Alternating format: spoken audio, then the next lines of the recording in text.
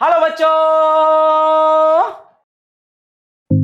अरे यार ये बाल वाल तो ठीक है, ज्यादा बिखरे तो नहीं है, सही तो लग रहा है बाल। हाँ ऐसा ठीक लग रहा है, नहीं ठीक है। अरे आपकी यार लाइट सही नहीं लगी हुई है, इसको लाइट सही करिए। अरे बाप रे, ऊपर से यार इतने ज्यादा तार लगा रखे हैं कि बिल्कुल चलने में दिक्कत हो रही है। हाँ चलिए ठीक है, स्टार्ट करते हैं। हेलो एवरीवन, कैसे हैं आप सब बच्चे लोग। So I am back with you with another chapter number 3, that is ruling the countryside. So बहुत बहुत स्वागत है आपका इस amazing and awesome platform of PW।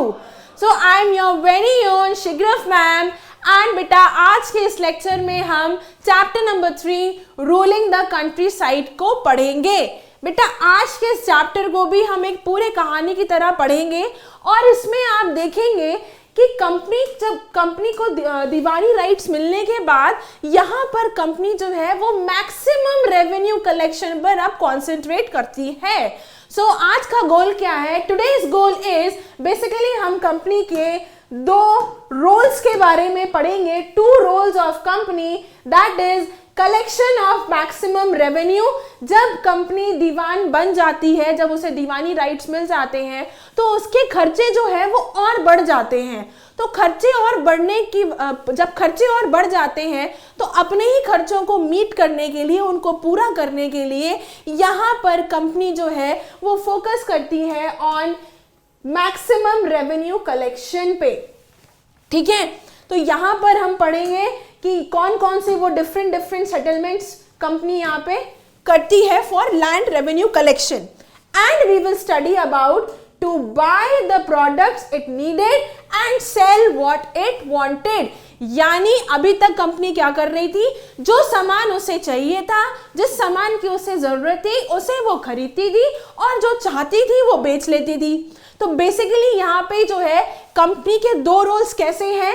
अगर यहाँ पर हम बात करें रेवेन्यू की तो यहाँ पर company is acting as a diwan. ठीक है, और हम बात करें जब प्रोडक्ट्स बाय एंड सेल हो रहे हैं, खरीद रहे हैं और बेच रहे हैं, तो here company is acting as a trading company. ठीक है, आया समझ में? तो आज हम यही पढ़ने वाले हैं पूरे लेक्चर में कि ये सब कंपनी ने कैसे सेटलमेंट्स किए और यहाँ पे जो गुड्स का बाय एंड सेल था वो कैसे क्या हो रहा था, पूरा हम इसमें पढ़ेंगे। तो आज के बेटा इस चैप्टर को रूलिंग द कंट्री साइड हम इसे 3 पार्ट्स में डिवाइड करके पढ़ेंगे। Part 1 is the company becomes the diwan. मैंने आपको बताया कि कंपनी को यहाँ पे दीवानी राइट्स मिल चुकी हैं, यहाँ मिल जाती हैं कंपनी को दीवानी राइट्स। ठीक है, तो उसके बाद क्या होता है? The company focuses on maximum revenue collection. तो उसके लिए क्या होता है? डिफरेंट लैंड सेटलमेंट्स होते हैं। सी, different settlements of land.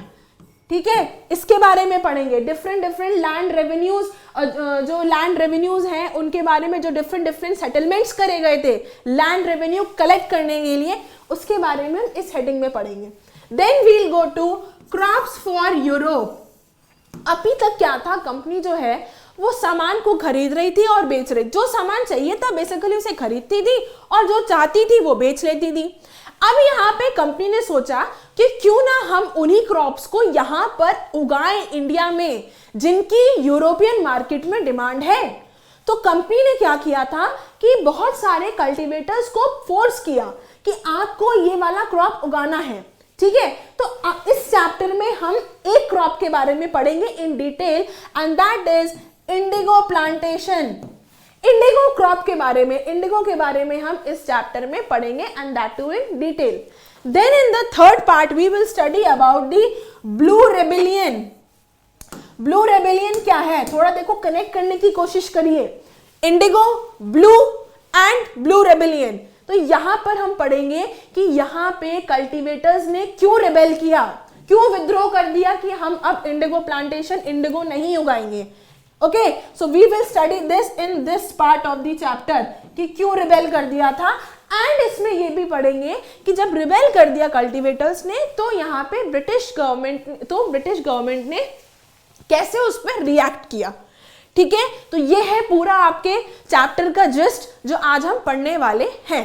Late us start with the first part of the chapter, company becomes the diwan. See, यहाँ पे इन 1765 में मुगल एम्परर कौन? Shah Alam second, Mughal emperor Shah Alam second Robert Clive को on behalf of company as a diwan appoint करते हैं, appointed company as diwan of Bengal. ठीक है, इतना आया समझ में कि यहाँ पे मुगल बादशाह जो है वो कंपनी को एज अ बंगाल दीवान अपॉइंट करते हैं। अब आप यहाँ ये पिक्चर देख सकते हैं बेटा, क्या ये सवाल नहीं आ रहा आपके मन में कि ये जो दीवानी दी जा रही है, मुगल बादशाह ने जो दीवानी दी है वो कहाँ दी है? वो दी गई थी, you can see in this picture कि ये रॉबर्ट क्लाइव है and he is Shah Alam, he is giving diwani to Robert Clive, where? In Allahabad, Allahabad. ठीक है, आज के टाइम पे इसे क्या बोलते हैं? Now it is known as Prayagraj. ठीक है, तो 1765 में इन इलाहाबाद मुगल बादशाह ने Robert Clive on behalf of company को, ऑन बिहाफ ऑफ कंपनी उन्होंने एज अ दीवान अपॉइंट किया था। देन व्हाट हैपेंड, जब कंपनी वाज एज अ दीवान तो क्या हुआ? Company became chief financial administrator. Company जो है अब चीफ फाइनेंशियल एडमिनिस्ट्रेटर बन गई थी, मतलब पैसों से जो भी रिलेटेड मामला होगा अब कंपनी देखेगी उसे, कंपनी पैसों से लेन देन का मामला कंपनी देखेगी। Then what happened, company thought, company ने ये सोचा, क्या सोचा? कि जो पावरफुल हैं और जो इन्फ्लुएंशियल लोग हैं, लोकल पर्सन, जो पावरफुल ताकतवर और जो असरदार लोग हैं, लोकल पर्सन सोसाइटी के, क्या करना चाहिए? उनको आप पूरी तरीके से एलिमिनेट नहीं कर सकते, पूरी तरीके से उन्हें हटा नहीं सकते, लेकिन what can you do? You can control them, can be controlled, उन्हें आप कंट्रोल कर सकते हैं, लेकिन पूरे तरीके से आप उन्हें हटा नहीं सकते, इन पावरफुल और असरदार लोगों को। ठीक है, तो कंपनी ने ये सोचा था। अब क्या था कि मैंने जब दीवानी राइट्स मिल गई कंपनी को, जब कंपनी दीवान बन गई, एज अ दीवान अपॉइंट हो गई, तो यहाँ पे कंपनी की जो गोल्ड एंड सिल्वर वाली प्रॉब्लम थी वो सॉल्व हो जाती है। मैंने आपको इससे जो सेकेंड चैप्टर था, last chapter, in last lecture also I told you कि गोल्ड एंड सिल्वर कंपनी वहाँ से, मतलब ब्रिटेन वहाँ से लेके आते थे, ब्रिटिशर्स लाते थे और यहाँ पे वो गोल्ड एंड सिल्वर इंडिया को देते थे एंड देन यहाँ से सामान लेके जाते थे वो। लेकिन अब जब दीवानी राइट्स मिल गए, दीवान मिल गए, तो क्या हुआ? ये गोल्ड एंड सिल्वर की जो प्रॉब्लम थी ये कंपनी की सॉल्व हो गई। ठीक है, कैसे? कि अब जो रेवेन्यू मिलने लगा, now they can purchase goods, अब वो सामान खरीद सकते थे, किस पैसे से? जो पैसा उन्हें एज अ रेवेन्यू मिलने लगा था, रेवेन्यू कलेक्टेड एज दीवान, जो उन्हें पैसा अब रेवेन्यू में आने लगा था, उससे अब वो सामान खरीदने लगे थे। अभी तक वो किससे ले रहे थे? गोल्ड एंड सिल्वर से ले रहे थे। ठीक है, आया समझ में? तो ये प्रॉब्लम भी यहाँ पे कंपनी की जो है वो सॉल्व हो जाती है। नाउ व्हाट हैपेंड कि बंगाल की जो इकोनॉमी की हालत थी वो बहुत ज्यादा खराब थी। Bengal economy in deep crisis. Why? Some reasons, let us study. Number 1 is artisans. Artisans इनको क्या कहा गया? इनको जो है कंपनी ने फोर्स किया, force to sell their goods to company. ये फोर्स किया कंपनी ने कि आपको अपना सामान जो है वो हमें बेचना पड़ेगा, and that too at lower prices, कम दाम में आपको अपना सामान हमें बेचना है। उनको फोर्स किया कि आपको अपना सामान जो है वो कम दाम में बेचना है। तो इससे क्या हुआ? इससे हुआ कि डेजर्टेड विलेजेस, आर्टिशियंस जो है वो गांव छोड़ के चले गए, जाने लगे, प्रेशर दे रहे हैं, फोर्स कर रहे हैं कि कम दाम में, कम कीमत में आपका सामान हम लेंगे, कम कीमत में अपना सामान हमें बेचो। ठीक है, एंड देन व्हाट हैपेंड, जब वो गांव छोड़ के चले जाने लगे तो उसका आउटकम ये निकलता है कि जो आर्टिशनल प्रोडक्शन था वो क्या हो जाता है? वो रिड्यूस हो जाता है, यानी कि कम हो जाता है। आया समझ में? आर्टिशियंस की प्रॉब्लम समझ में आई? क्या था? आर्टिशियंस को कैसे फोर्स कर रहे थे कम दाम में बेचने के लिए, और उसकी वजह से जो है उनका प्रोडक्शन जो है वो कम हो जाता है। देन पीजेंट्स, क्या था? अनएबल टू पे हैवी ड्यूज। पीजेंट्स जो बेचारे थे, वो जो ड्यूज देने रहते थे उन्हें, वो जो डिमांड थी ड्यूज की, वो बेचारे दे नहीं पाते थे। क्यों? क्योंकि वो बहुत ज्यादा हाई थे। ठीक है बेटा, so unable to pay the dues demanded from them. जो उनसे ड्यूज डिमांड कर, जो ड्यूज उनसे डिमांड था कि आपको इतना पैसा देना है, वो इतना ज्यादा था कि पीजेंट्स जो है वो पे नहीं कर पा रहे थे। Number 3 is farmers. Let us see इनकी क्या प्रॉब्लम थी।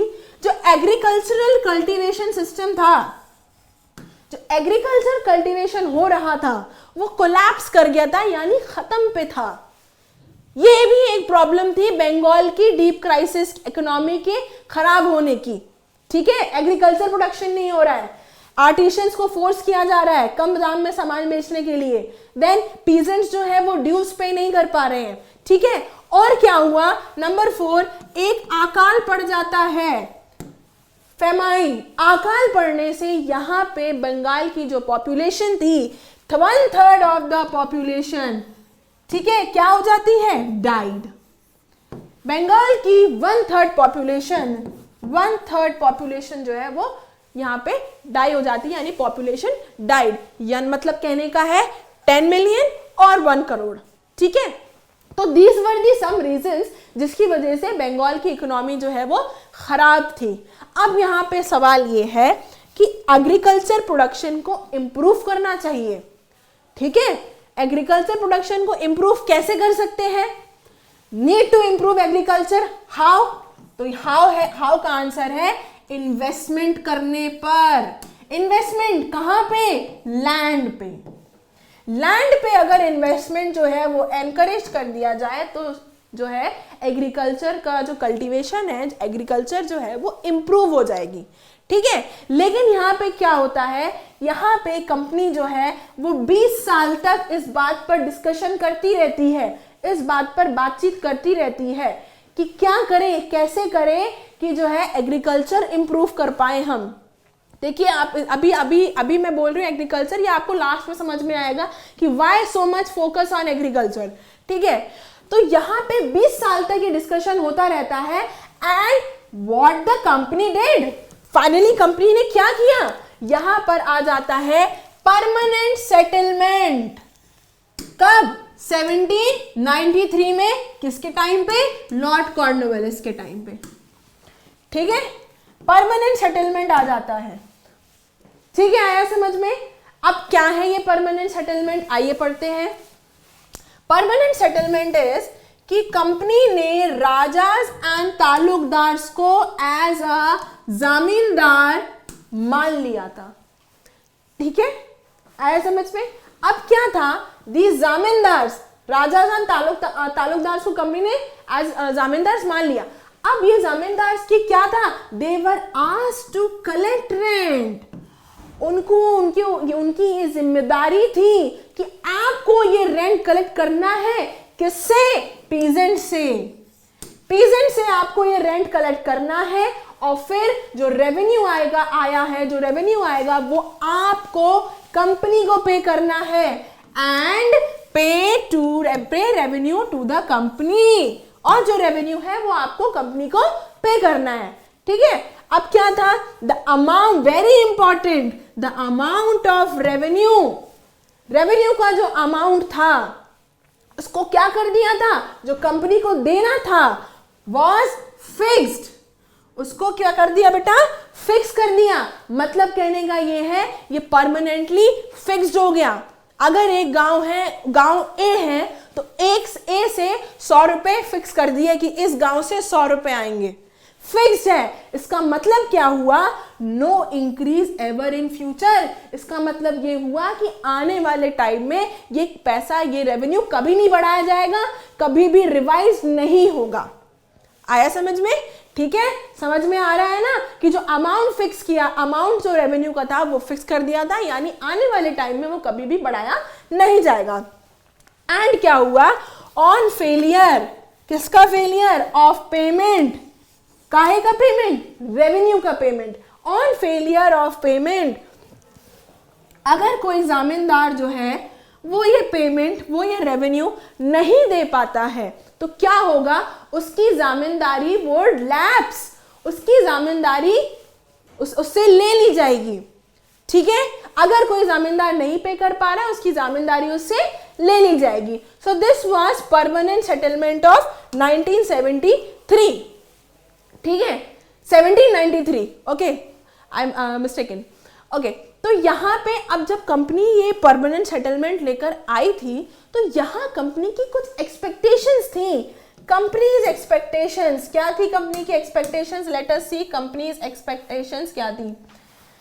यहाँ पे कंपनी जो है उसकी उम्मीद ये थी कि रेगुलर फ्लो ऑफ रेवेन्यू होता रहेगा, regular flow of revenue into companies treasury, यानी कंपनी के खजाने में रेगुलर पैसा आता रहेगा, रेगुलर रेवेन्यू आता रहेगा। एक कंपनी की तो एक ये उम्मीद थी। दूसरी उम्मीद क्या थी? दूसरी उम्मीद थी कि zamindars would be encouraged to invest money. यहां पे उनकी उम्मीद थी कि जामीनदार जो है वो लैंड में इन्वेस्ट करेंगे पैसा, उस लैंड की क्वालिटी इंप्रूव करने के लिए। क्यों? क्योंकि देखो परमानेंट सेटलमेंट में क्या था कि अमाउंट जो रेवेन्यू है वो तो फिक्स है। अगर कोई गांव है, ये गांव ए है, तो यहां से 500 रुपए जाने हैं, तो ये तो फिक्स हो गया। ठीक है, कंपनी को तो 500 रुपए से मतलब है। लेकिन यहां पर कंपनी की उम्मीद ये थी कि जामीनदार जो है वो अगर वो लैंड में इन्वेस्ट करेंगे, क्वालिटी इंप्रूव करेंगे, तो प्रोडक्शन भी तो इंप्रूव हो जाएगा। जब प्रोडक्शन इंप्रूव हो जाएगा तो फायदा किसको होना है? अल्टीमेटली फायदा होगा जामीनदार को, क्योंकि अमाउंट फिक्स है, कंपनी से मतलब नहीं, कंपनी को तो अपने 500 रुपए से मतलब है। ठीक है, तो ये एक एक्सपेक्टेशन, एक उम्मीद कंपनी की ये भी थी कि जामीनदार जो है वो लैंड में इन्वेस्ट करेगा। क्यों? क्योंकि इंक्रीज इन प्रोडक्शन, अगर प्रोडक्शन इंक्रीज होगा तो ये प्रॉफिट्स भी तो जामीनदार को ही होना है ना। तो ये एक उम्मीद उस कंपनी की भी थी, कंपनी की थी। लेकिन जो उम्मीदें उन्होंने रखी थी, क्या ये ऐसे ही हुआ जैसा कंपनी ने सोचा था या कुछ और हुआ? Late us study what happened actually. Actually में क्या हुआ? असल में क्या हुआ? असल में क्या हुआ बेटा? यहां कुछ प्रॉब्लम्स आई। लेट अस स्टडी दोस प्रॉब्लम्स। जामीनदार टुक नो इंटरेस्ट। जामीनदार यहाँ पे कोई इंटरेस्ट ही नहीं लेता, उसका कोई इंटरेस्ट नहीं है कि वो लैंड में कुछ इन्वेस्ट करे। क्यों? Some reasons. नंबर 1 इज जो अमाउंट फिक्स किया गया था, amount fix was very high. जो अमाउंट फिक्स किया गया है रेवेन्यू का पे करने के कंपनी को, वो इतना ज्यादा था कि जामीनदार्स को यही एक मुश्किल लग रहा था कि ये पैसा कैसा देंगे। They found it difficult to pay, उनको यही पैसा देने में मुश्किल आ रही थी। तो एक रीजन ये था कि जामीनदार ने इन्वेस्ट क्यों नहीं किया। Then second reason was many zamindaris were lapsed. बहुत सारी जामीनदारीज जो है वो ले ली गई थी। क्यों? Because due to failure in payment of revenue. अगर कोई जामीनदार पेमेंट नहीं कर पाया, कंपनी को रेवेन्यू नहीं दे पाया, तो उसकी जामीनदारी जो है वो उससे ले ली गई थी। ठीक है, आया समझ में? अब क्या हुआ? जामीनदार वर ऑल्सो नॉट इंटरेस्टेड। जामीनदार अब भी इंटरेस्टेड नहीं थे। कब? जब सिचुएशन जो है वो चेंज हो गई थी। When the change circumstances, जब सिचुएशन चेंज हो गई तब भी वो इंटरेस्टेड नहीं थे कि वो लैंड में पैसा इन्वेस्ट करें, लैंड की क्वालिटी इंप्रूव करें, उसको अच्छा कर पाए। क्यों नहीं थे? क्योंकि अब उन्हें यहाँ लग रहा था कि बिना पैसे के, बिना मेहनत के अगर हमें फायदा हो रहा है तो हम क्या करेंगे पैसा लगा के। आ रहा है समझ में? ठीक है, तो प्राइसेस बढ़ गई थी एंड कल्टीवेशन भी एक्सपैंड हो गया। लेकिन उसके बाद भी जामीनदार्स ने यहाँ पे कोई इन्वेस्टमेंट नहीं किया लैंड को इंप्रूव करने के लिए, लैंड में कोई इन्वेस्टमेंट नहीं किया। So these were the some problems that zamindar faced. ठीक है, अब इसके बाद हम बात करते हैं पीजेंट्स की प्रॉब्लम पे। पीजेंट, अभी तक जामींदार को समझ में आ गया ना कि जामींदार की क्या क्या प्रॉब्लम्स थी, ठीक है। अब हम पीजेंट्स की बात करते हैं। तो पीजेंट्स क्या था, पीजेंट्स जो है वो जामींदार को रेंट देते थे और फिर जामींदार जो है वो कंपनी को रेवेन्यू पे करते थे। यानी कि सबसे हेड पे आपकी है कंपनी, उसके नीचे कौन है, जामींदार, एंड उसके नीचे है पीजेंट्स। जब ये पीजेंट्स यहाँ पे रेंट देंगे तो जामींदार जो है यहाँ पे कंपनी को रेवेन्यू देंगे। आया समझ में, ठीक है। अब पीजेंट्स को क्या था, पीजेंट्स को जो रेंट देना था वो बहुत हाई था, जो जामींदार को पे करना था। पीजेंट्स को जो जामींदार को रेंट देना था वो बहुत हाई था। और दूसरी चीज क्या थी बेटा, कि अगर failure of payment of rent to zamindars, अगर मान लीजिए पीजेंट जो है किन्हीं वजहों से जामींदार को पेमेंट नहीं कर पाया, रेंट नहीं दे पाया, तो क्या होता था, he was evicted from the land, उसको जमीन से हटा देते थे, निकाल देते थे, एंड गिव टू अदर्स, और उसकी जमीन किसी दूसरे को दे दी जाती थी कि अब जो है आप खेती नहीं करेंगे, आप खेती करेंगे। आया समझ में। तो इससे क्या था, जो राइट था पीजेंट्स का लैंड पे वो इनसिक्योर था, land right on land was insecure. These were the some problems of permanent settlement. उन्होंने अमाउंट जो है, कंपनी ने रेवेन्यू का अमाउंट फिक्स कर दिया, उसके बाद भी फिक्स कर दिया, किस नजरिए से किया, किस उम्मीद से किया कि भाई जामींदार इंप्रूव करेंगे लैंड को। लेकिन जामींदार के पास प्रॉब्लम क्या थी, पहले तो इतना पैसा ही नहीं था, जो पैसा कंपनी को देना रहता था रेवेन्यू, वही इतना ज्यादा था कि वो उसमें इन्वेस्ट नहीं कर पाए। और जब चीजें हालात बदल गए तब भी उन्होंने नहीं किया। एंड पीजेंट्स के साथ भी कुछ ऐसी प्रॉब्लम्स थी कि रेवेन्यू पे रेंट ज्यादा था, वो भी पे नहीं कर पा रहे थे, नहीं दे पाए तो निकाल दिए जाओगे, ये दिक्कत थी, ठीक है।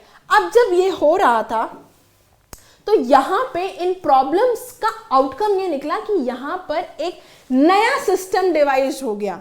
परमानेंट सेटलमेंट की जो हमने प्रॉब्लम्स पढ़ी जामींदारी एंड पीजेंट्स की, तो उसके बाद यहां पर एक नया सिस्टम आता है, and that is mahalwari system. Mahalwari system, और you can say settlement, mahalwari settlement, ठीक है। कौन लाया था mahalwari settlement, it was developed by Holt Mackenzie, it was developed by Holt Mackenzie. कब आया था बेटा, इन 1822 में, ठीक है। और ये महलवारी सिस्टम कहां पे अप्लाई किया गया था, it was applied in north western provinces of Bengal presidency. यहां पे ये सिस्टम को अप्लाई किया गया था, लागू किया गया था। आज के टाइम पे ये एरिया मोस्टली यूपी में है, ठीक है। अब महलवारी सिस्टम पढ़ रहे हैं तो भाई महल का मतलब क्या है, तो महल का मतलब होता है बेटा रेवेन्यू, विलेज रेवेन्यू या फिर ग्रुप ऑफ विलेजेस, ठीक है। रेवेन्यू विलेज या ग्रुप ऑफ विलेजेस, ठीक है, महल का मतलब है। अब चलिए देखते हैं क्या है ये महलवारी सिस्टम। बेसिकली ये सिस्टम जो है it focuses on village. See focus on village क्या था, इसमें कलेक्टर्स को इंस्ट्रक्शन दिया गया। सी कलेक्टर्स वर डायरेक्टेड, उनको ये इंस्ट्रक्शन दिया गया, उनको ये डायरेक्शन दिया गया क्या, कि गो विलेज टू विलेज, आप गांव गांव जाइए, ठीक है। आप गांव गांव जाएंगे और क्या करेंगे, इंस्पेक्शन ऑफ लैंड, लैंड का इंस्पेक्शन करेंगे, ठीक है। और मेजरिंग ऑफ फील्ड्स, खेतों की नपाई कराएंगे। आप गांव गांव जाएंगे, वहां पे लैंड का इंस्पेक्शन करेंगे, खेतों की नपाई कराएंगे, एंड वहां के लोगों के जो राइट्स एंड कस्टम्स है उसका एक रिकॉर्ड बनाएंगे। उसके बाद take out estimated revenue of each field, हर एक फील्ड का एक एस्टिमेटेड, एक अंदाजन रेवेन्यू अमाउंट निकालेंगे। मतलब कहने का ये बेटा कि अगर मान लीजिए ये है आपकी एक गांव है ये, ठीक है, इसमें एक यहाँ पे लैंड है, एक यहाँ लैंड है, एक यहाँ लैंड है और एक ये लैंड है, ठीक है। ये आपकी हो गई लैंड ए, लैंड बी, लैंड सी, लैंड डी और लैंड ई। यहाँ पे जो है वो हर एक फील्ड का एक एस्टिमेटेड अमाउंट, एक अंदाजन रेवेन्यू अमाउंट जो है वो निकालेंगे, और उसके बाद क्या होगा, और उन एस्टिमेटेड रेवेन्यू जो अंदाजन निकाला है क्या करेंगे, उनको ऐड कर देंगे, एंड उससे क्या निकलेगा, उससे पूरे गांव का रेवेन्यू निकल आएगा।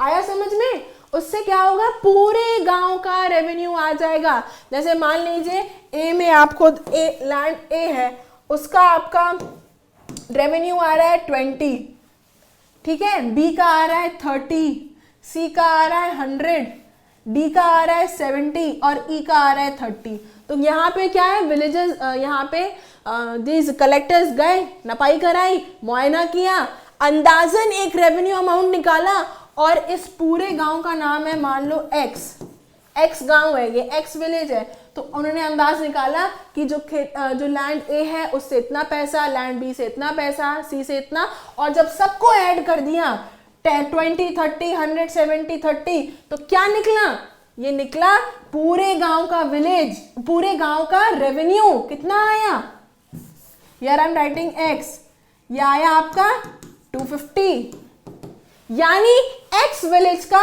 250 रेवेन्यू है, ठीक है, अंदाजन निकाला उन्होंने। आया समझ में? ये था महलवारी सिस्टम, कि आपको गांव जाना है, इंस्पेक्शन करना है, नपाई करानी है, हर एक खेत का अलग अलग एस्टिमेटेड रेवेन्यू, अंदाजन रेवेन्यू निकालना है, और उसको सारे खेतों का रेवेन्यू मिला के उस गांव का रेवेन्यू निकल आएगा। आया समझ में? एंड इसमें सबसे बड़ी बात क्या थी जो परमानेंट सेटलमेंट में नहीं थी, वो ये था कि यहाँ पे जो रेवेन्यू है वो रिवाइज्ड कर दिया जाएगा पीरियोडिकली, यानी टाइम टू टाइम यहाँ पे ये रेवेन्यू जो है वो रिवाइज्ड होगा। आया समझ में? एंड ये ड्यूटी किसकी थी? रेवेन्यू कलेक्ट करने की। बेटा ये ड्यूटी थी विलेज हेडमैन की, ठीक है, ये ड्यूटी थी विलेज हेडमैन की कि आप रेवेन्यू कलेक्ट करके कंपनी को देंगे, ठीक है। आया समझ में? परमानेंट सेटलमेंट में किसकी थी, जल्दी से बताइए। परमानेंट सेटलमेंट में थी जामींदार्स, ठीक है, और यहां पे किसकी है, विलेज हेडमैन की है। आया समझ में? ठीक है, ये था आपका महलवारी सिस्टम। अब महलवारी सिस्टम में कुछ दिक्कत, अब आता है आपका मुनरो सिस्टम, यानी दिस रैयतवाड़ी सिस्टम, ठीक है। आइए इसको भी पढ़ते हैं कि क्या है रैयतवाड़ी सिस्टम। रैयतवाड़ी सिस्टम जो है बेटा, ये बेसिकली कैप्टन अलेक्जेंडर रीड, ये नाम है, इन्होंने शुरुआती टाइम पे एक बहुत ही स्मॉल स्केल, छोटे पैमाने पे इसको लागू किया था।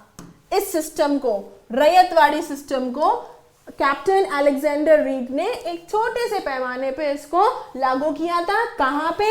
द टेरिटरी, उस जगह रन बाय द कंपनी, उन टेरिटरीज पे किया जो कंपनी ने जीती थी। कब? वॉर्स में विद टीपू सुल्तान। यानी यहां वो किसकी बात कर रहे हैं? मैसूर। यहां पे मैसूर की बात हो रही है। याद आया एंग्लो मैसूर वॉर, लड़ाई हुई थी टीपू सुल्तान के साथ, और फिर टीपू सुल्तान फाइनली वहां पे डिफीट हो जाता है। तो यहाँ पे ये सिस्टम, रैयतवाड़ी सिस्टम जो है, ये सबसे यहाँ पे एक छोटे पैमाने पे बेसिकली उन टेरिटरीज पे लागू किया था जिन्होंने जो कंपनी ने जीती थी टीपू सुल्तान को हराने के बाद। क्या था उसके बाद? अभी तो छोटे पैमाने पे किया, अब इसको धीरे धीरे सब्सिक्वेंटली क्या किया, थॉमस मुनरो ने इसको जो है वो पूरे ऑल ओवर साउथ इंडिया पे लागू कर दिया। ठीक है, ऑल ओवर साउथ इंडिया। आ रहा है बेटा समझ में? अच्छा ठीक है, अब क्या है ये सेटलमेंट? इस सेटलमेंट में क्या था कि ये एक डायरेक्ट कॉन्टैक्ट था विद द कल्टीवेटर्स। ये एक डायरेक्ट कॉन्टैक्ट था कंपनी का और कल्टीवेटर का। अभी तक हमने यहाँ पे क्या पढ़ा था? See, settlement made directly with the cultivator, सीधे कल्टीवेटर्स के पास, बीच में कोई नहीं। यानी मतलब निकला no zamindar and no village headman. मतलब यहाँ क्या निकल रहा है कि जामींदार कहाँ थे, zamindar was in permanent settlement, zamindar collect करते थे और फिर वो कंपनी को देते थे। आया समझ में? एंड विलेज हेडमैन का मतलब this Mahalwari system, mahalwari system में भी यही था कि विलेज हेडमैन की ड्यूटी थी रेवेन्यू कलेक्ट करने की एंड देन पे टू द कंपनी। लेकिन इस मुन्नो सिस्टम में क्या है, directly contact with the company, directly contact with the cultivators and company. ठीक है। एंड रेवेन्यू असेस करने से पहले, बिफोर रेवेन्यू असेसमेंट क्या होता था बेटा, फील्ड का सर्वे किया जाता था। अलग अलग फील्ड्स का सर्वे करते थे, सेपरेटली करते थे, अलग अलग करते थे और बहुत ध्यान से केयरफुली करते थे, सेपरेटली एंड केयरफुली। ठीक है। तो ये था आपका मुनरो सिस्टम। अब क्या था कि बेटा हमने महलवारी सिस्टम पढ़ लिया, हमने मुनरो सिस्टम यानी रैयतवाड़ी सिस्टम पढ़ लिया, लेकिन इन सिस्टम्स का आउटकम क्या निकला? इस सिस्टम का आउटकम ये निकला था कि रेवेन्यू डिमांड जो फिक्स करी थी वो बहुत हाई थी, बहुत ज्यादा थी, जिससे कि प्रॉब्लम हो रही थी कि पीजेंट्स उसको पे नहीं कर पा रहे थे। कि रेवेन्यू, मैंने आपको बताया ना, रेवेन्यू डिमांड जो थी वो बहुत ज्यादा हाई थी, ज्यादा थी, जिसका नतीजा निकला कि पीजेंट्स भाई लोग, हमारे पीजेंट्स भाई लोग वो इसको पे नहीं कर पा रहे थे। और इसका आउटकम क्या निकला, अल्टीमेटली इसका रिजल्ट क्या निकला? रिजल्ट ये निकला कि रैट्स ने क्या किया, दे लेफ्ट द विलेजेस। यहाँ पे जो है वो गांव छोड़ के चले जाते हैं, left the villages, villages deserted, यानी यहाँ पे जो विलेजेस थे वो क्या होते हैं, गांव वीरान हो जाते हैं, खाली हो गए, चले गए। अब वो पे ही नहीं कर पा रहे हैं तो क्या करें? तो यहाँ पे गांव जो है वो वीरान हो जाते हैं। ठीक है। Now we come to the second part of this chapter, that is crops for Europe. बहुत ही इंटरेस्टिंग है बेटा ये, मतलब इतना इंटरेस्टिंग टॉपिक है ना ये कि मजा आ जाएगा बस पढ़ के। ठीक है। Crops for Europe. सी यहाँ पर अभी तक कंपनी क्या कर रही थी, अभी तक कंपनी जो सामान की जरूरत थी खरीद लेती थी और उसको फिर बेच लेती थी। अब यहाँ पे कंपनी ने सोचा कि ये जो गांव है ये खाली हमें रेवेन्यू नहीं, हमें वो क्रॉप्स भी दे सकते हैं जो जिसकी यूरोपियन मार्केट में डिमांड है। सी अपार्ट फ्रॉम रेवेन्यू के अलावा कंपनी क्या यहाँ पे क्या हो सकता है, ये जो ब्रूलिंग साइड है, कंट्री साइड है, ये हमें क्या दे सकती है, ये हमें वो क्रॉप्स भी दे सकती है, वो हमारे लिए क्रॉप्स ये ग्रो कर सकती है जिनकी यूरोपियन में मार्केट में, यूरोप में डिमांड है। ठीक है। अभी तक तो वो अपने मन चाहा सामान खरीद रही है, बेच रही है। ठीक। अब लेकिन यहाँ कंपनी दिमाग में ये बात आती है, और क्या था, कंपनी यहाँ पे पहले से ही ट्राई कर रही थी ओपीएम और इंडिगो की खेती को एक्सपैंड करने के लिए, बढ़ाने के लिए। ठीक है। यहां वो पहले से ही ट्राई कर रही थी। ठीक है। ओपीएम क्या है, अफीम, एंड इंडिगो इज नील। ठीक है। इंडिगो तो बहुत कॉमन है, नील एंड अफीम, ओपीएम इज अफीम। अब क्या हुआ, ओवर अ पीरियड ऑफ 150 साल क्या हुआ, यहाँ पे ब्रिटिश ने क्या किया, फोर्स किया, किसको, कल्टीवेटर्स को।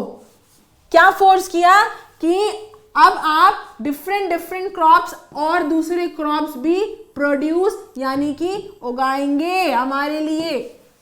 यहां पे ब्रिटिशर्स ने फोर्स किया कि the cultivators of various parts of India to produce other crops. या उन्होंने ये फोर्स किया, कौन कौन से क्रॉप्स को फोर्स किया, let us see. Jute in Bengal, then tea in Assam, wheat in Punjab, cotton in Maharashtra and Punjab, and sugarcane in United province,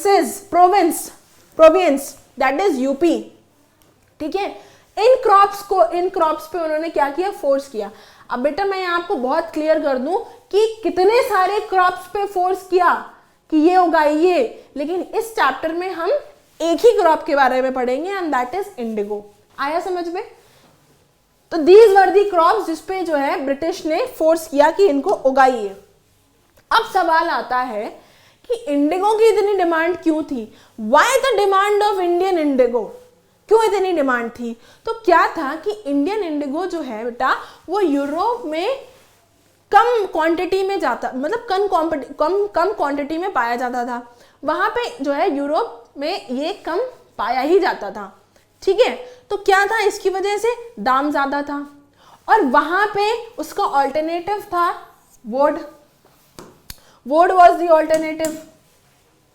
तो अब ये कंपैरिजन आ गया यहाँ पे। इंडियन इंडिगो की डिमांड इसलिए ज्यादा थी क्योंकि इंडियन इंडिगो से जो कलर था ब्लू कलर, वो बहुत ही ज्यादा खिलता हुआ निकल आता था डाई करने पे।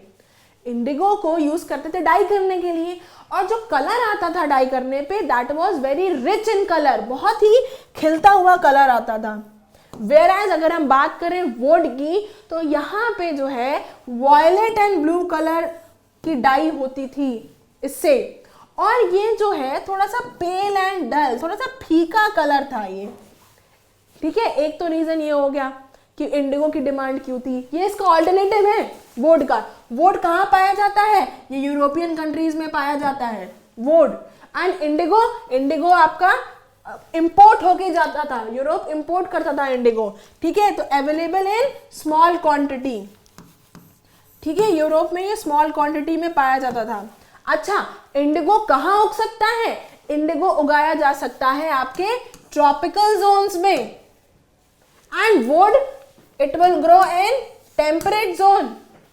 Indigo was costly, wood is cheaper. See, indigo is costly, wood is cheaper. तो क्वालिटी वाइज देखा जाए तो इंडिगो जो है वो ज्यादा अच्छा है, क्योंकि उसमें जो डाई पे जो कलर आ रहा है वो बहुत खिलता हुआ आ रहा है। वोड में ये हो नहीं रहा था, वोड में थोड़ा सा फीका, थोड़ा सा डल, थोड़ा सा पेल कलर आ रहा था। तो that was why the demand of Indigo was more. तो यहाँ पे जब इंडिगो की डिमांड ज्यादा थी, तो यहाँ पे अभी देखिए क्या होता है। अभी वोट जो है वो Italy, Germany, France and Britain, ठीक है, ये यहाँ पे इन कंट्रीज में पार्ट्स में उगाया जाता था वोट, ठीक है।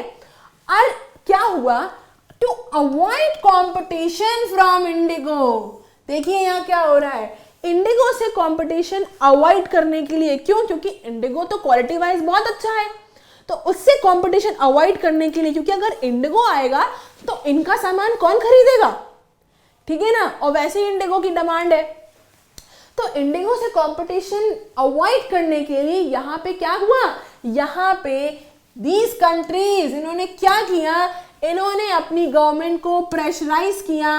और क्या कहा, प्रेशराइज काहे के लिए किया कि बैन लगा दें आप इंपोर्ट ऑफ इंडिगो पे, ban on import of Indigo. ये यहाँ की कंट्रीज ने अपनी गवर्नमेंट के ऊपर प्रेशर डाला कि आप इंडिगो के इंपोर्ट पे बैन लगाइए, और फाइनली क्या होता है, यहाँ पे इंडिगो जो है वो बैन हो जाता है। आया समझ में? क्यों? क्योंकि इनका सामान वोट जो ये पैदा कर रहे हैं वो तो कोई खरीदेगा नहीं ना अगर इंडिगो का इंपोर्ट होगा, क्योंकि इंडिगो की डिमांड भी थी और उससे कलर भी अच्छा आ रहा है। तो यहाँ पे ये हुआ। अब क्या हुआ, बाय दी 17th सेंचुरी यहाँ पे जो यूरोपियन कंट्रीज थी, दीज यूरोपियन कंट्रीज, इन्होंने क्या किया, इन्होंने अब इंडिगो की खेती करी, इंडिगो का प्रोडक्शन किया आउटसाइड देयर कंट्री, अपने कंट्री के बाहर जाके, अपनी कंट्री में नहीं किया, अपनी कंट्री से हट के किया, अपनी कंट्री को छोड़ के किया, इंडिगो आउटसाइड देयर कंट्री, ठीक है। और फिर क्या हुआ, जब वहां पैदा करने लगे, अब पैदा तो वहां कर लेंगे, लेकिन अब वहां से इंडिगो लाना भी तो है कंट्री में, वो कैसे आएगा। और इंडिगो पे मैंने क्या बताया, बैन लगा था। यहाँ पे तो बैन लग गया ना कि इंडिगो नहीं आएगा, इंपोर्ट नहीं होगा, बैन लगवा दिया। अब इन्होंने क्या किया, कहीं और जाके इंडिगो उगाने लगे। अब वहां से इंडिगो तो अंदर लाना है ना कंपनी में, सॉरी कंट्री में। तो यहाँ पे क्या किया, फिर इन्होंने in these countries they again pressurise their governments, अपनी जो है गवर्नमेंट्स को फिर प्रेशराइज किया to relax the ban on indigo import, कि इंडिगो इंपोर्ट पे आप जो बैन लगाए थे उसमें अब थोड़ा रिलैक्सेशन कर दीजिए। अपना सामान जो इंडिगो वो उगा रहे हैं वो कहाँ ले जाके बेचेंगे, अपनी ही कंट्री में तो लाके बेचेंगे, अपनी कंट्री के लिए तो उगा रहे थे वो। तो यहाँ पे वो कहते हैं कि ये चीज जो बैन लगा है उसे रिलैक्स कर दीजिए। तो होता क्या है कि जब डिमांड इंडिगो की जो है बढ़ जाती है, इंक्रीज, तो जो सप्लाईज कहाँ से, वेस्ट इंडीज, ये वो जगहें हैं जहाँ से यूरोपियन कंट्रीज इंपोर्ट कर रही थी अपना दिस इंडिगो, जहाँ जाके उगाया उन्होंने, यहाँ से इंपोर्ट किया, वेस्ट इंडीज एंड अमेरिका। ठीक है, यहाँ पे क्या हुआ, जो सप्लाई थी वेस्ट इंडीज और अमेरिका से, ये क्या कर जाती है, कोलैप्स कर जाती है ड्यू टू सम रीजंस।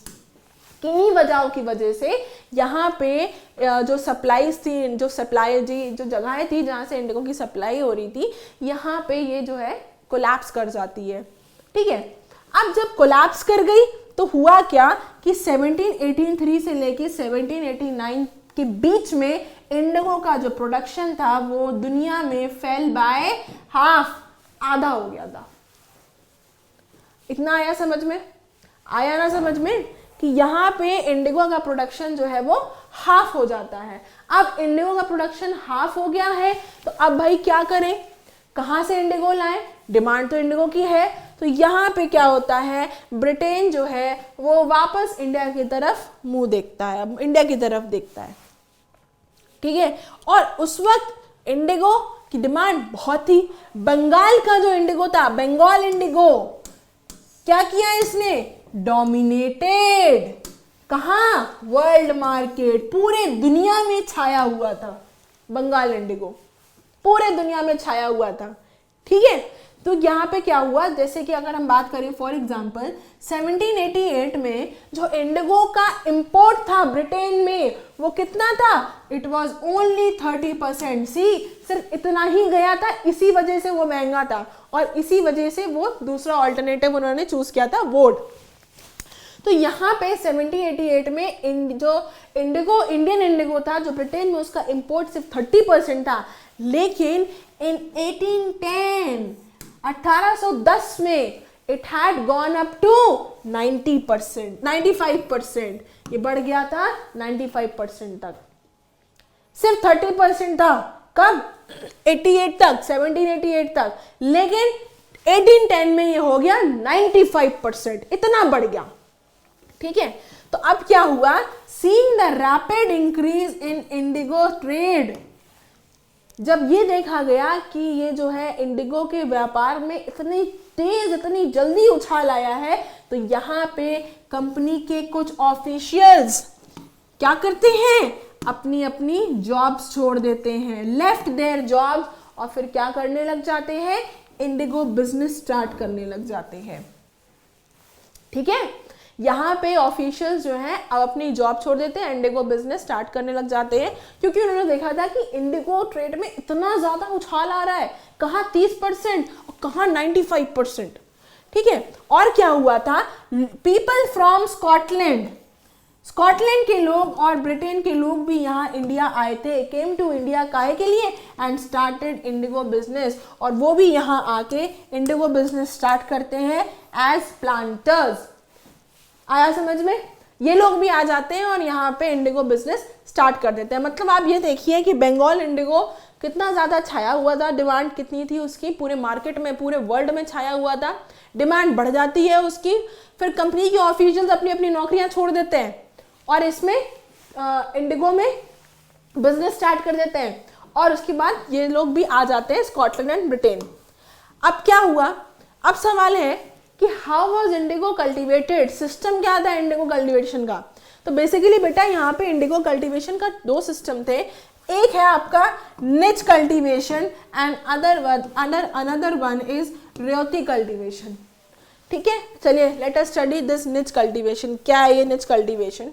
निच cultivation is planters produce indigo, planters जो है वो इंडिगो उगाएंगे in lands that he directly controlled, जो जमीन सीधे डायरेक्ट कंट्रोल में है प्लांटर्स के, उस पे ये कल्टीवेशन इंडिगो की होगी। दिस इज निच कल्टीवेशन। आया समझ में? अब इस निच कल्टीवेशन के साथ कुछ प्रॉब्लम्स भी थी, लेट अस सी दोस प्रॉब्लम्स। इतना आया ना समझ में? निच कल्टीवेशन क्या है? जिन जमीन पर डायरेक्ट कंट्रोल है उस पे कल्टीवेशन होगी, ठीक है, प्लांटर्स उसी पे कल्टीवेट करेंगे। प्रॉब्लम्स क्या थी? प्रॉब्लम ये थी कि इंडिगो जो है उसे उगाया जा सकता था फर्टाइल लैंड पे, ठीक है, जो जमीन बहुत ज्यादा फर्टाइल है, जिसकी क्वालिटी बहुत अच्छी है, उस पे ये इंडिगो उगाया जा सकता था। लेकिन प्रॉब्लम यहाँ ये थी कि ये जो लैंड्स थे ये पहले से ही डेंसली पॉपुलेटेड थे, यानी पहले से ही यहाँ पे आबादी थी, डेंसली पॉपुलेटेड थे। तो एक तो ये प्रॉब्लम सामने आई कि लैंड फर्टाइल चाहिए और फर्टाइल लैंड पहले से ही डेंसली पॉपुलेटेड है, आबादी से भरा हुआ है। Number 2, planters needed large compact blocks. Planters को बड़ी जमीन, कॉम्पैक्ट ब्लॉक्स चाहिए थे, एक साथ एक खूब बड़ी जमीन चाहिए थी इंडिगो प्लांटेशन के लिए। लेकिन यहाँ प्रॉब्लम थी कि यहाँ पे सिर्फ only small scattered plots available थे। यहाँ पे एक तो स्मॉल प्लॉट्स थे एंड दैट टू स्कैटर्ड, एक यहाँ है तो एक यहाँ है तो एक इधर है तो एक इधर है तो एक इधर है। मतलब जो एक पूरा एरिया चाहिए था, कॉम्पैक्ट चाहिए था, लार्ज एंड कॉम्पैक्ट चाहिए था, वो यहाँ प्रॉब्लम ये थी, एक तो स्मॉल था और वो भी अलग अलग थे, एक यहाँ था, एक यहाँ था, एक यहाँ था, ठीक है, एक प्रॉब्लम ये थी। और क्या हुआ था, they try to lease in the land around the indigo factory. यहाँ पे प्लांटर्स ने ये कोशिश करी थी कि हम फैक्ट्री के चारों तरफ की जमीन जो है वो किराए पे ले लें। क्यों? क्योंकि वो लैंड जो था वो बहुत फर्टाइल था। तो यहाँ पे क्या हुआ, उन्होंने ये लैंड किराए पे और वहां पे किराए पे लिया और यहाँ पे जो पीजेंट्स रह रहे थे उनको यहाँ से निकाल दिया, एविक्ट कर दिया, हटा दिया उनको वहां से कि अब आप यहाँ नहीं रहिए, हम यहाँ खेती करेंगे, ठीक है। तो इसका आउटकम क्या निकलेगा, एक इंसान वहां रह रहा है, मैं अपने घर में रह रही हूँ और मुझे कोई बोले हटो अपने घर से निकलो, जाओ यहाँ से, तो मैं क्या चली जाऊंगी क्या? नहीं, ऑब्वियसली क्या होगा, tensions and conflicts, it will always result to tensions and conflicts. तो this was the third problem. और चौथी प्रॉब्लम ये थी बेटा कि non availability of labours, ploughs and bullocks. क्योंकि क्या था, इंडिगो कल्टीवेशन के लिए भाई बड़ा लैंड चाहिए, तो बड़े लैंड के लिए लेबर्स भी तो ज्यादा चाहिए, ज्यादा लोग काम कर सके, तो उसके लिए लेबर की जरूरत थी, देन प्लाउज की जरूरत थी, हल की जरूरत थी, एंड बुलक्स, बैल की भी जरूरत थी। लेकिन ये तीनों अनअवेलेबल थे, नॉन अवेलेबल थे। क्यों? क्योंकि राइस कल्टीवेशन की वजह से ये सब अनअवेलेबल और यू कैन से नॉन अवेलेबल, ओके, अवेलेबल नहीं थे बेसिकली, कहने का मतलब ये है राइस कल्टीवेशन की वजह से, क्योंकि उसी वक्त राइस की कल्टीवेशन होती थी, तो इस वजह से ये सारे लोग सारी चीजें वहां पे एंगेज रहते थे। तो ये तो कुछ प्रॉब्लम्स थी निच कल्टीवेशन की। तो इसका आउटकम ये निकलता है कि यहाँ पे जो प्लांटर्स दे वर अनविलिंग बेसिकली, काहे के लिए कि अपना कल्टीवेशन वो एक्सपैंड कर पाए, तो प्लांटर्स वर नॉन विलिंग। यहाँ पे प्लांटर्स जो है वो इस चीज को लेके मतलब ज्यादा मतलब अनविलिंग थे कि अपना, क्योंकि उनके पास प्रॉब्लम्स इतनी थी ना, जमीन एक तो चाहिए, बड़ी चाहिए, लार्ज, वो भी कॉम्पैक्ट चाहिए, वो थी नहीं, फर्टाइल लैंड चाहिए, वो भी नहीं मिल रहा, लेबर नहीं मिल रहे, बुलक्स नहीं मिल रही, प्लाउज नहीं मिल रहे, ठीक है। तो इसकी वजह से प्लांटर्स ने क्या किया, they were not willing to expand the area of nij cultivation, वो इस चीज में अब ज्यादा इंटरेस्टेड नहीं थे। और इसका दूसरा आउटकम ये निकला कि सिर्फ 25% ऑफ लैंड क्या था, अंडर निच कल्टीवेशन, सिर्फ 25% ऑफ लैंड वॉज अंडर निच कल्टीवेशन, 25% पे ही निच कल्टीवेशन हो रही थी। आया समझ में? एक तो हमने पढ़ लिया निच कल्टीवेशन क्या है। नाउ लेट अस स्टडी कि ये रैयती सिस्टम क्या है, रैयत सिस्टम क्या है। क्या है ये कि planters force the ryots to sign a contract. यहाँ पे प्लांटर्स जो थे वो यहाँ के जो रैयट्स हैं उनको फोर्स करते हैं कि आप हमारे साथ एक कॉन्ट्रैक्ट करेंगे, इसे कहते हैं सट्टा। बेटा ये वो सट्टा नहीं है जो इलीगल है, इस कॉन्ट्रैक्ट को सट्टा बोलते हैं, ठीक है। यहाँ पे क्या किया, प्लांटर्स ने फोर्स किया रैयट्स को, force ryots to sign a contract सट्टा ना। अब क्या हुआ कि प्लांटर्स ने विलेज हेडमैन को भी फोर्स किया कि आप कॉन्ट्रैक्ट साइन करिए ऑन बिहाफ ऑफ रैयट्स, रैयट्स के बिहाफ पे आप कॉन्ट्रैक्ट, आपको ये साइन करना पड़ेगा, इनको भी फोर्स किया, ठीक है। अब लेट अस सी कि इस कॉन्ट्रैक्ट की टर्म्स क्या है। तो टर्म्स ऑफ कॉन्ट्रैक्ट आर, यहाँ पे क्या था, cash loan eight low interest rates was to be given by planters। यहाँ पे क्या था बेटा कि जैसे ही कॉन्ट्रैक्ट साइन हो जाता है उसके बाद ये प्लांटर्स जो हैं वो रेट्स को कैश लोन देते हैं, वो भी लो, वो that too at low interest. ठीक है, तो एक यहाँ पे ये कंडीशन थी, ये टर्म था कि लोन दिया जाता था। Then what happened, ryoti was bound to cultivate indigo at least 25% on total area. यहाँ पे क्या था कि जो प्लांटर्स थे ये रोतीस को बाउंड कर दिया, बांध दिया उनको कि आपको अपनी जमीन के 25% पे इंडिगो ही उगाना है।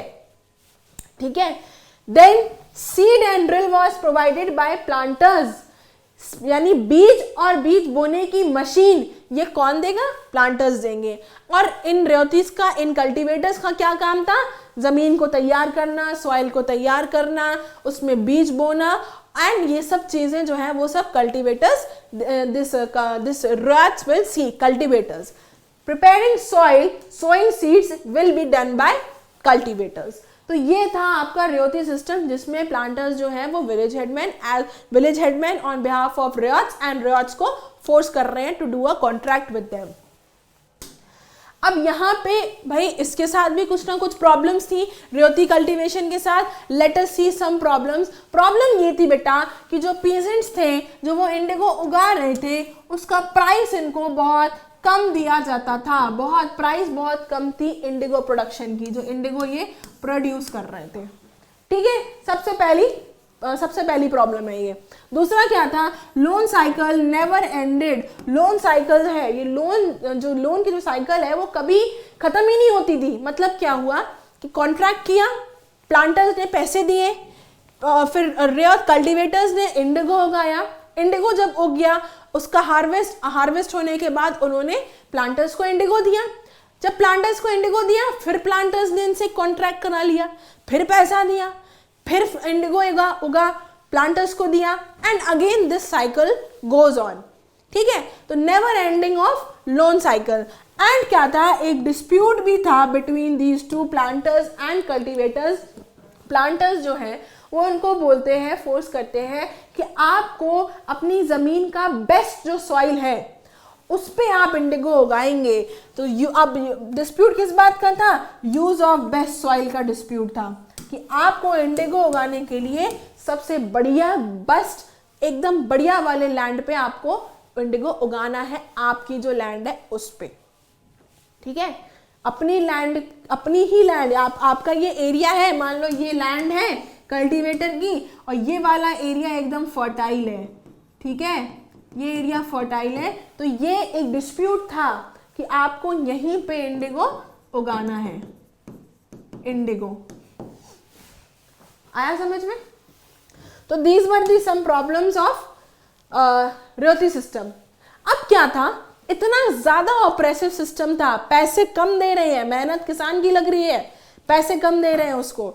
तो यहाँ पे क्या हुआ, फाइनली जो है एक ब्रू रेबल होता है, यानी कि एक विद्रोह, उसको इस इंडिगो ऑपरेसिव प्लांटेशन सिस्टम को वो लोग क्या करते हैं, इसको अपोज करते हैं।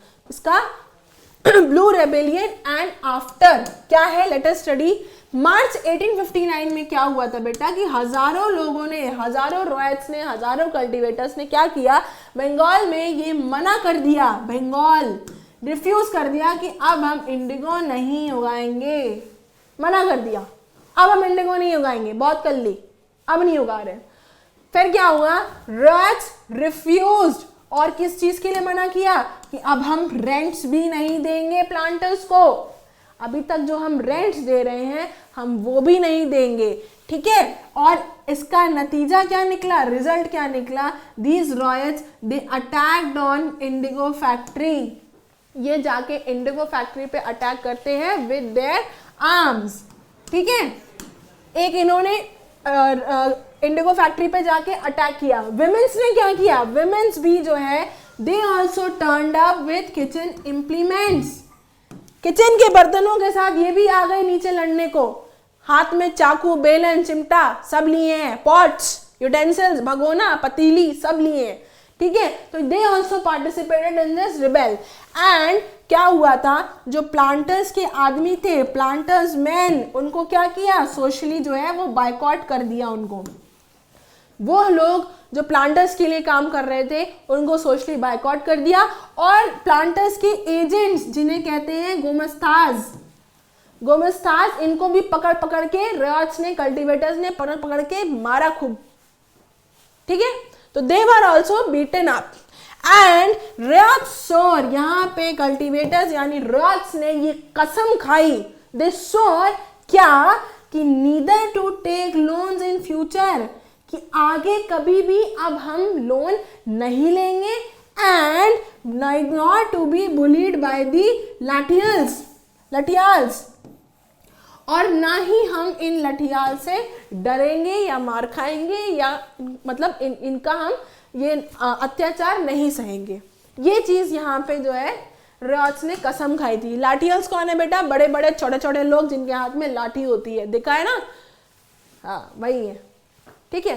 तो यहाँ पे ये रिबेल था, और ये रिबेल जब किया था इन्होंने, तो क्यों किया, क्योंकि मैंने आपको बताया ना प्रॉब्लम्स निच कल्टीवेशन की और उसकी दिस रेती सिस्टम की, रेती कल्टीवेशन, उसकी वजह से यहाँ उन्होंने रिबेल किया था। ये कसम खा ली उन्होंने।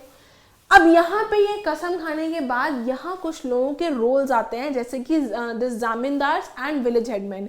क्या हुआ था कि जामींदार ने भी इनको सपोर्ट किया, जामींदार ऑल्सो सपोर्टेड। क्यों सपोर्ट किया, क्योंकि यहाँ पे बेटा जो प्लांटर्स थे वो जो है जामींदार्स को फोर्स करते थे to give land on leases, that too long leases. यहाँ पे जामींदार ने भी इन्हें क्यों सपोर्ट किया, क्योंकि प्लांटर्स जो हैं वो यहाँ पे जामींदार को फोर्स कर रहे हैं कि आपको जमीन जो है वो लंबे वक्त के लिए किराए पे देनी है, फोर्स किया जा रहा है। तो एक तो ये भी वजह थी कि they got support, they also supported the ryots, ठीक है। दूसरा क्या था, विलेज हेडमैन का भी इनको सपोर्ट मिला। कैसे, मैंने आपको बताया ना कि विलेज हेडमैन को भी फोर्स करते थे कि आप कॉन्ट्रैक्ट साइन करिए on behalf of cultivator, on behalf of ryots. तो village headman suppose to give support to ryots, क्यों, because of forced indigo contract. इस फोर्स्ड इंडिगो कॉन्ट्रैक्ट की वजह से यहाँ पे जो है, जो जबरदस्ती कॉन्ट्रैक्ट करवा रहे थे उसकी वजह से यहाँ पे विलेज हेडमैन भी यहाँ पे किसको, रियाट्स को सपोर्ट करते हैं, ठीक है। This was the role of others. अब यहाँ पे एक रोल आता है ब्रिटिश का, ब्रिटिश गवर्नमेंट का यहाँ एक रोल आता है। क्या था, late us study British government का रोल क्या था यहाँ पे, वेरी इंपॉर्टेंट। जब ये खबर फैली इस रिवोल्ट की, when the news of revolt in Indigo district spread, जब ये रिवोल्ट की खबर फैली कि इस तरीके से रियाट्स ने जो है वो रिवोल्ट किया है, तो क्या हुआ, lieutenant governor visited those districts. Lieutenant governor क्या करते हैं, उन डिस्ट्रिक्ट्स में जाके वहां पे मुआयना करते हैं उसका। तो यहाँ पे रियाट्स ने उनकी इस मूवमेंट को किस तरह देखा, Riots saw these visits as a sympathy for them. Riots को लगा कि ये हमारी सिंपैथी के लिए आए हैं, हमारी दुर्दशा देखने आए हैं, हमारी हालत देखने आए हैं, ठीक है। ये हुआ। और क्या हुआ था, मैजिस्ट्रेट एशले एडन, इन्होंने क्या किया था, इन्होंने एक नोटिस जारी किया, कहाँ पे, बारासात में, जिसमें क्या था, जिसमें ये था कि no ryots would be forced, किसी भी रॉयट्स को, कल्टीवेटर को ये फोर्स नहीं किया जाएगा, काहे के लिए, to accept indigo contract. Indigo contract के लिए अब किसी को भी फोर्स नहीं किया जाएगा, ठीक है, आया समझ में। उसके बाद क्या था, यहाँ पर इन प्लांटर्स को बचाने के लिए, इन प्लांटर्स को प्रोटेक्शन देने के लिए, उनके ऊपर जो हमले से बचाने के लिए बेसिकली क्या किया, यहाँ पे जो है मिलिट्री बुला ली गई थी, called military to protect the planters from assault, ठीक है। एंड देन व्हाट हैपेंड, एक इंडिगो कमीशन सेटअप हो गया, इंडिगो कमीशन सेटअप किया गया था, इंक्वायरी बैठाई गई थी बेसिकली इंडिगो प्लांटेशन सिस्टम के लिए, ठीक है, एक इंक्वायरी बिठाई गई थी। क्या था, इंडिगो कमीशन ने जो प्लांटर्स थे इनको जो है क्या किया, गिल्टी पाया गया। ठीक है, और क्या किया, इनको क्रिटिसाइज किया कि इनका जो इतना खराब और इतना ज़्यादा ऑपरेसिव सिस्टम है प्लांटेशन का, उसके लिए भी इनको क्रिटिसाइज किया गया, इनको गिल्टी पाया गया और क्रिटिसाइज किया for coercive methods against Indigo cultivators. ठीक है, अब क्या था, कमीशन ने क्या बोला, रियॉट्स को commission asked the ryots to fulfil the existing contract. यहाँ पे कमीशन ने रियॉट्स को बोला कि आप जो अभी जिस कॉन्ट्रैक्ट में हैं उसको आप पूरा कर दीजिए, एंड इन फ्यूचर और आगे दे आर फ्री, वो इस चीज से बिल्कुल फ्री है कि वो मना कर सकते हैं इंडिगो प्रोडक्शन के लिए।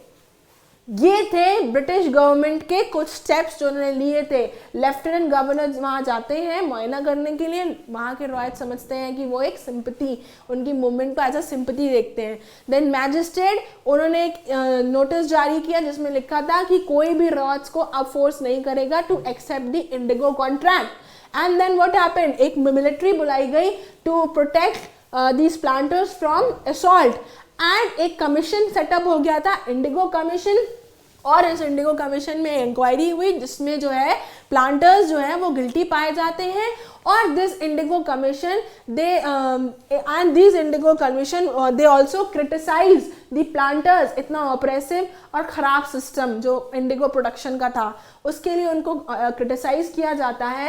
And finally commission also says to ryots, उनको ये भी कहते हैं कि आप जो है अभी जिस कॉन्ट्रैक्ट में हैं उसको आप पूरा करिए, एंड यू आर फ्री कि आगे आप जो है इस इंडिगो प्रोडक्शन के लिए आप मना कर सकते हैं। तो ये सारे पॉइंट्स थे ब्रिटिश गवर्नमेंट के।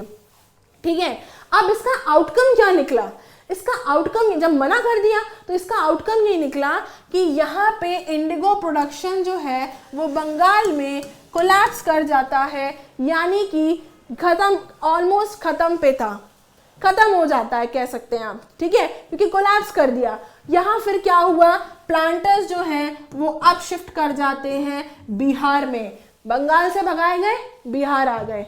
ठीक है, बिहार आए तो यहाँ पे महात्मा गांधी की एंट्री होती है, जहाँ पे वो चंपारण में जाते हैं और वहाँ एक मूवमेंट स्टार्ट करते हैं। बेसिकली ये उनकी सबसे पहली मूवमेंट होती है when he return from south Africa, और यहाँ पे आके वो मूवमेंट करते हैं, प्रोटेस्ट करते हैं, सत्याग्रह करते हैं against this Indigo plantation system.